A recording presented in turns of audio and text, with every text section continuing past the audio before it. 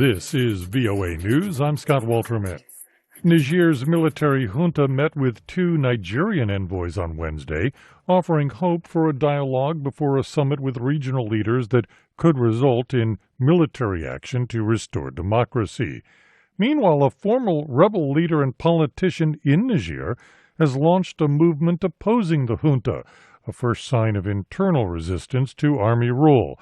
Reuters' Alice Rizzo says he has formed a new party called the Council of Resistance for the Republic, which put out this statement. Niger is the victim of a tragedy orchestrated by people charged with protecting it, the statement said, adding that the CRR would use, quote, any means necessary to stop the military from denying the people of Niger their free choice. Reuters correspondent Alice Rizzo. North Korean leader Kim Jong-un called for more preparations for the possibility of war, a boost in weapons production, and expansion of military drills, according to state media KCNA. The reason given is, as the North Korean government explains it, the grave political and military situation prevailing in the Korean peninsula.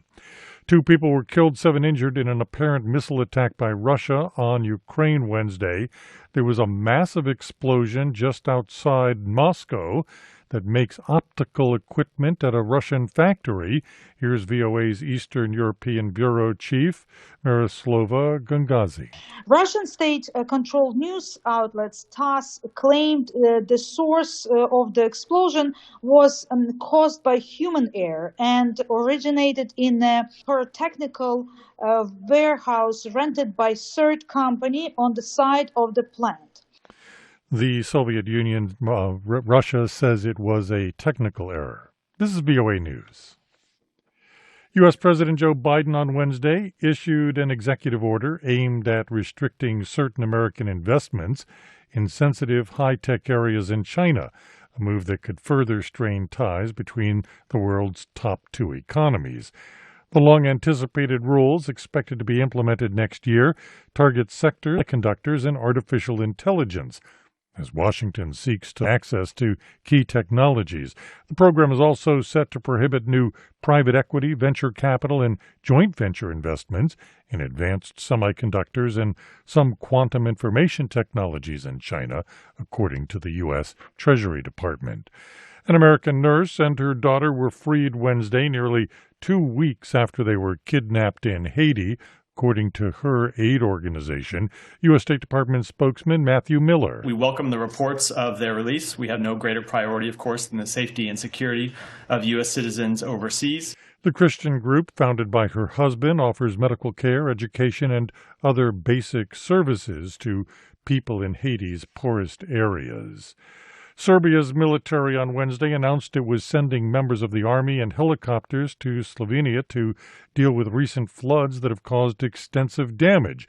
It comes after the EU President Ursula von der Leyen visited Slovenia to show solidarity and discuss how the EU can help. Thousands of families have been evacuated. Almost all businesses in the hardest hit areas are affected, and tragically, 6 people have lost their lives. It is a national and a European tragedy. So far, the floods have killed at least 6 people. Guitarist Robbie Robertson of the band has died at the age of 80, according to his manager. AP Entertainment correspondent Margie Zarletta has more. Robbie Robertson was a high school dropout who joined the band The Hawks, supporting rockabilly star Ronnie Hawkins, which turned into the band supporting Bob Dylan. The band forged their own sound with songs like Up on Cripple Creek, The Weight, and The Night They Drove Old Dixie Down. Robertson said in a 2019 AP interview he was still proud of the band's self-titled album. Nobody was doing anything like this. Nobody was writing songs like that. Nobody was making music that sounded like that. Robertson later did soundtrack work for The Color of Money, The King of Comedy, and The Departed. I'm Margie Zarletta. More news on our website, voanews.com, and on our mobile apps, which are available at Apple and Google. From Washington, D.C., I'm Scott Walterman, VOA News.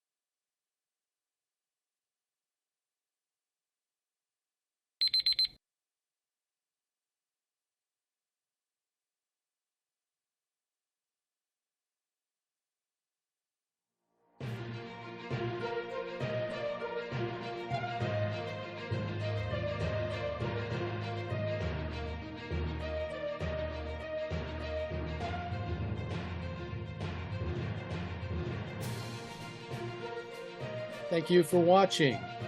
Can you do me a favor? Please leave a comment in the comment section below. That would really help. Thank you, and see you again soon.